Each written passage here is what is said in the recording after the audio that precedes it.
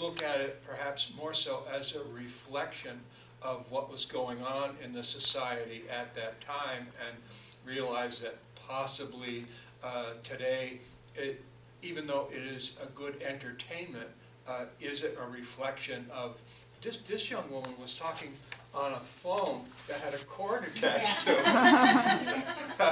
Well, how weird is that? Yeah, and car phones, they had that.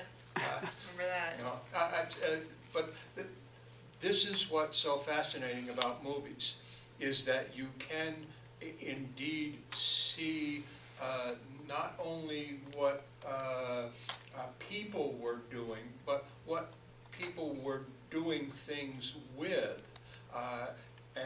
And today, wow, I can't imagine what maybe in 20 years people will look back on what the phenomenon that we have lived through in the past decade, or probably close to 2 decades, when the computer came into people's lives, and how it has become an integral part of it, whether it be in a laptop, a stationary unit, or something that indeed you can hold in the palm of your hand. Yeah, well, something like American Pie, you know, I mean, that 20 years from now, and they have a webcam in that, and something that stuck out to me in this movie is they do talk about computers a bit, and they want to videotape it on VHS, and he's afraid that it will be, I think he says he's afraid it's going to be dubbed and shown on some local news thing, whereas now we're afraid it will be on YouTube. So, I mean, I think maybe some things do translate. And I even think the floppy disk reference, I said to my niece, I'm like, do you know what a floppy disk is? You know, and you know, and I had made the comment to her too as the kids were getting off the bus at the beginning. I said, that's how we used to dress. So, like, for me, it was, movies can be a sincere reflection of fashion. It was more sentimental for me to go to see it and remember that time. The hair. That got me. I was looking at that, I'm like, oh gosh. Yeah. Well, and you have to language. realize that in many instances, the clothes and the hairdos that were shown in movies became the trendsetters. They did influence audiences, so that they wanted to look like the people who they were enjoying in this huge screen effect that they got when they went to see them in the movies. Do you know if this was the first film for Molly Ringwald and her big success with Breakfast Club and you know? It was her first with Hughes. Okay. Yeah. I don't know if this is the one that kind of, because she was very popular. She was in Mickey Mouse Club, I think. She did something with Disney, I read. That, I don't know if she was like singing or something with She Mickey was Mouse. 16 when this was made, and I don't think you would find that if you went back and looked at her credits before this, that there was So everything came out after this anything one. really big deal. I think Paul somebody wrote a movie, Tempest, I think it was. She did that in 1980 or 81, I think. Yeah. Because I just remember her No, as that being was icon. is that Paul Mazursky? Are you talking about that film? Yeah. Yeah. She was in Well, that. again, she was probably overshadowed by Cassavetes, and I think Gina Rowlands was in that also. That was, she would have been a secondary figure. Oh, totally. As far as being, you know, the personality on the screen. And this is a tall young woman. She's, I think I remember reading that she's 5'8". Molly Ringwald? Oh, wow. Molly Ringwald, 5'8". But just to talk about Hughes, Hughes came from a background, he came from this part of the country, and he used the middle part of the country quite generously in quite a few of the films. He liked to have them set there. That was the place that he used as a backdrop. And 16 Candles was the first film that he actually directed. Prior to that, he had then he worked at a magazine called National Lampoon, and really got his writing established while working there. And one of the first things that he did that got made into a film was National Lampoon's Class Reunion. I don't remember that as being much of a movie. I think the National Lampoon movies prior to National Lampoon's Vacation, which he also definitely had a handprint on, were nothing to write home about, not memorable by any means. But Vacation comes along, and that not only made National Lampoon a credible name to put above a movie title, but it also gave Hughes the opportunity to get a contract at Universal. And this was one of the films that was indeed done at Universal. And he goes through this, he actually has 35 films to his resume. And he's really a triple threat here in this industry. He's a writer, he's a producer, and he's a director. He only directs 6 of those films. I think most people think that he was probably more involved in the direction of his movies that he does get credit for having an association with than the number 6. But there were others that acted as the directors. But I've always been of a mind to think that the most important thing that you can start a movie with is the written word, a script. If you don't have that, regardless of who you have for actors, regardless of who you have for a director, and even if you toss in an abundance of special effects, it's not going to be any better than what the writer or writers came up with as far as a script in order to have a finished product that was watchable and memorable. And Hughes definitely touched a nerve here, not only with 16 Candles, but The Breakfast Club, Weird Science, Pretty in Pink, Ferris Bueller's Day Off, and Some Kind of Wonderful. That's a pretty good set of titles to have on a resume, as to not only have written but directed and produced a couple of those films.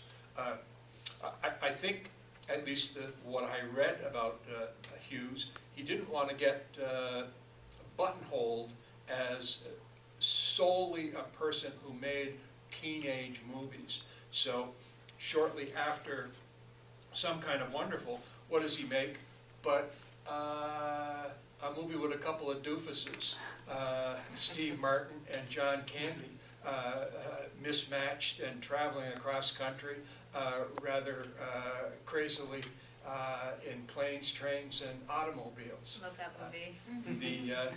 And that's one of the few movies that you can consider to be a Thanksgiving movie. You talk about films that, well, what can we show at Thanksgiving? It's usually Christmas movies. You usually trot out The Christmas Carol, The Christmas Story, It's a Wonderful Life, the litany of things that from the 25th of November through or thereabouts, through the 25th of December. But that and a movie with, I think it's Holly Hunter. Home for the Holidays. Home for the Holidays. Yeah. That's a Thanksgiving movie too. But those are about the only two that I can really hang a Thanksgiving credit to. Unlike Christmas, Thanksgiving gets short shrift. But here's this movie that was a huge hit for Hughes with Candy and Martin. And then he's back. She's having a baby, and more comedy with The Great Outdoors, Uncle Buck. Candy appeared prominently in 5 films that Hughes was associated with. And I honestly think that when John Candy died at a very early age, he was 43, they were in Mexico making a movie, and Candy had a heart attack and bang, gone. The ironic part of it is that you flash forward a decade or so, and that's what happens to Hughes. He's in New York City. He's 59 years old, and I think he was just out having a walk in Manhattan, and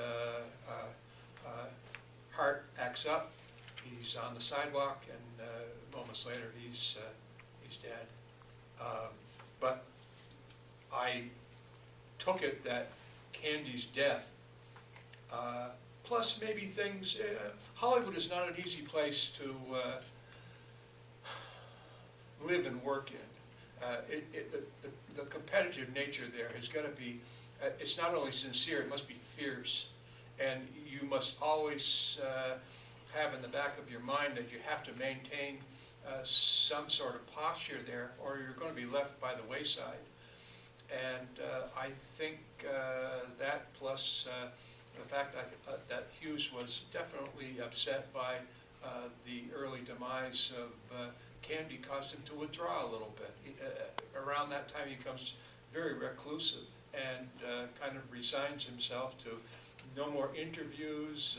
He's just going to go off and be pretty much a writer and a producer, and not a director, and not really, he goes back to Chicago, or he went back to Illinois to live, and pretty much spent the rest of his career working from that area rather than New York and Hollywood. But you mentioned a few kind of things that are trademarks John Hughes. for John Hughes and his films. Yep. One we saw right at the end, he likes to freeze frame. Breakfast Club, you know? Yep. Freeze Yep. on that. That's an interesting little thing. And something that I thought was interesting, is not necessarily a trademark, but that a lot of times teenagers, the actors are actually usually in their 20s, but Molly Ringwald and Anthony Michael Hall were 15 when it was filmed because they were 16 when it was released. And I thought that was interesting, just because you don't always see that. Usually actors are older than that. Oh, yeah. So Before Franco Zeffirelli made Romeo and Juliet, check the casts for any Romeo and Juliet movies.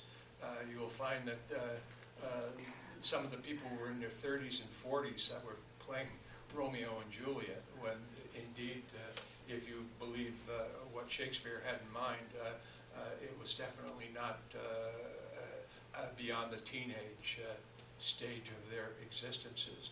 It took Zeffirelli to finally create, I believe it was in the mid-70s, a beautiful version of that story with indeed teenage actors in the roles. But that was not always the case in all Hughes movies. oh yeah. I think The Breakfast Club, I was looking at that today, and they were commenting that these are supposed to be high school kids, but yet they went through the whole cast and was giving their actual age. And I think one of them was like 30 years Oh yeah, old. and Ferris Bueller, Cameron's 30 or something like that. He's 32, I think. Yeah. So very common. But that's, you know, up until, well, I guess recently there's been a little more concerted effort to get a little more reality into the casting end of it, whether it be either for ethnicity or for age, to try to be as close as you can. Probably one of the more famous movies about teenagers was Rebel Without a Cause. Well, Sal Mineo was cool and Natalie Wood was cool, but pretty much the rest of the cast, from Dean was 24 and Corey Allen, he was almost that age, it was very infrequent when you actually had teenagers portraying teenagers on the movie screen. What else? Well, something that I found particularly interesting, it's a little bit of a separate subject line, but thank God I don't think it's in all of his films, but I think his portrayal of females in this is very interesting, because if you look at, say, the sister, she's basically marrying a guy who's like, oh yeah, I like to look at other women, haha, and everyone laughs. And, you know, the jock that she falls in love with basically he's done with his girlfriend, so he just hands her over to the other guy. I found that very interesting, and I don't think it's a common thread through all his movies, thank goodness, but it's something that really stuck out to me, because it seems a little misogynist, should I say, Yeah. in certain ways in this particular film. Maybe it's because it was his first attempt at directing, maybe he was working things out, but I thought that was interesting. Well, I just watched this a couple of nights ago too, and I guess what, and I'll say it bothered me a little bit. I thought that there were aspects to the movie that, considering the audience that it was being presented to, were a little bit more adult than they should have been. I hope that doesn't make me sound prudish, because God knows I'm not prudish. No, I agree with you. It surprised me when I saw some of it, because I rewatched it myself recently, and some of it I was like, oh, I didn't pick up on that before. You know, it's interesting, I think, how he works certain things in there. Yeah, no, and like so many filmmakers, I think they try to include things that will make the movie seem hip or cool or attractive to the audience that it is pretty much directed towards. And sometimes in doing so, they do the audience a disservice, that the audience might appreciate it if it wasn't done in a way that is a little bit disrespectful or degrading as far as how the characters are treated. But at any rate, John Candy was in quite a few of Hughes's movies. Anthony Michael Hall appears in 4 of Hughes' films. Molly Ringwald appeared in 3 films, practically right in a row: 16 Candles, Breakfast Club, and Pretty in Pink. And apparently, from what I was able to discern, she was offered the ability to star in Some Kind of Wonderful, but for a reason that I couldn't find out why, she refused to be in the film. And that broke up what perhaps could have been a relationship that could have gone on to produce some good movies. And from the way it was described in the text that I read, Hughes was really furious with Ringwald for refusing to be in the movie, which eventually ended up in, I think Leah Thompson ended up starring in that particular movie. But you know, you keep going here with. I thought it was. I enjoyed the John Candy movie, Only the Lonely. That was an interesting take on loneliness, and also just how you can sometimes overcome that if you try hard enough.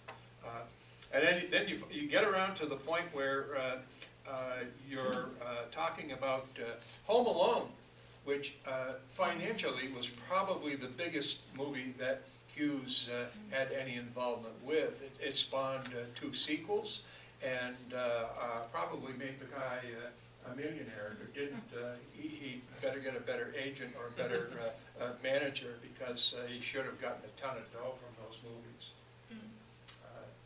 But short career because of the fact that he died at 59. When you look at people like Martin Scorsese, who's in his 70s, and Clint Eastwood, who's in his 80s, and you feel that you know, you may have been cheated a little bit by the fact that the person didn't live longer than age 59.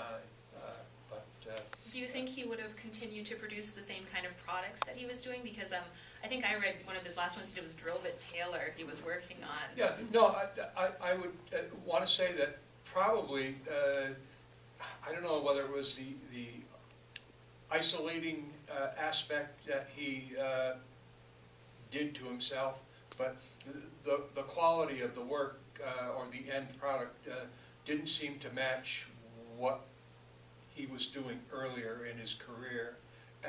But you can definitely find examples of people who are in the movie industry. They're like waves.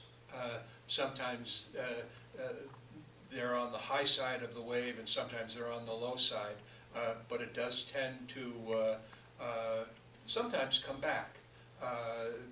Lots of people have had careers rejuvenated. Right at the moment, look at a gentleman by the name of Bruce Dern, who for years has just been kind of floating within the industry, but courtesy of a movie called Nebraska, where he is the star. He hardly has anything to say in the movie.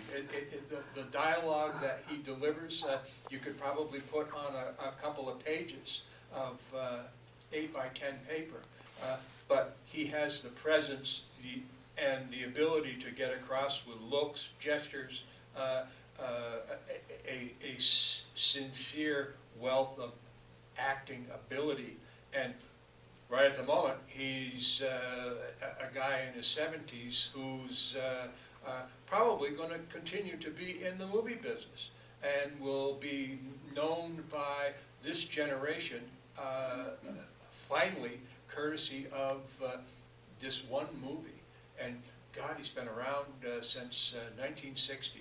Oh, he's in one of my favorite movies, The Burbs. It's one of my favorite movies. Yeah. He's amazing. Yeah. You had mentioned that Hughes had a bit of a hand in Drillbit Taylor.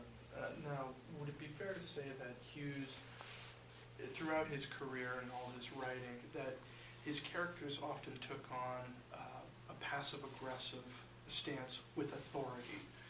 A lot of it was, I mean, in his early films, the teenage kind of rebellion against their older peers or the authority figures.